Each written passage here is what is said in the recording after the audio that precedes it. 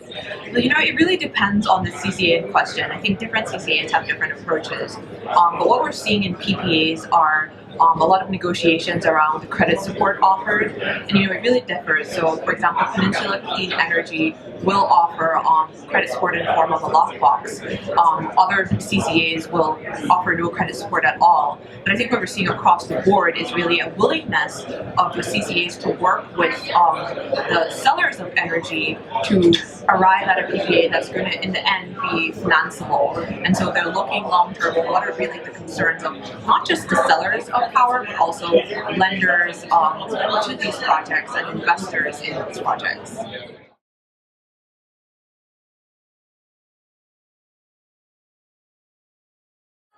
Yeah, so I guess the spectrum and kind of the evolution of the approach of CCAs to this subject of energy risk management is really can be termed as CCA model 1.0, 2.0, 3.0. So 1.0 is really the early pioneers, what we saw MCE do, Sonoma Clean Power, to some extent Lancaster Clean Energy. It was really the hiring of consultants, of power marketers to build a portfolio. Building a portfolio from scratch when you're starting out with little cash is not easy, and so it was a way really to just get up and running. We're seeing some of the newer CCAs now kind of focus before they launch operations on building capacity in-house. So they're hiring people from the utilities, they're hiring people with this expertise, and really taking a more detailed approach and signing long-term contracts right out the bat.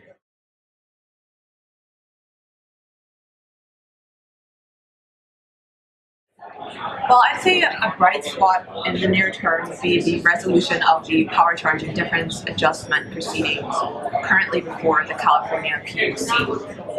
It's really been a sore spot for the entire industry. It's caused CCAs heartburn. I'm sure the IOUs are not happy with the situation, and certainly, lenders and investors need regulatory certainty around the PCIA because it affects the cost competitiveness of CCAs relative to IOUs. So that's definitely something we can look forward to, and I think it will really drive the industry forward.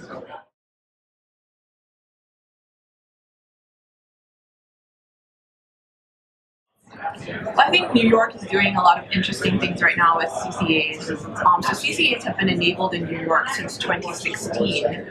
There are now 4 operational CCAs in New York, 3 of which were just formed this year in 2018. So we're really seeing, forward momentum with CCAs in New York.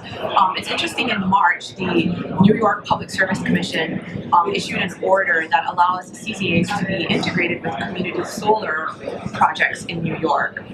So it hasn't actually rolled out yet, but there is one CCA which is being implemented in upstate New York that is looking at how to do that. The real benefit there is just that it eliminates or at least reduces drastically the customer acquisition costs associated with community solar projects. So it's interesting to see how that's going to play out.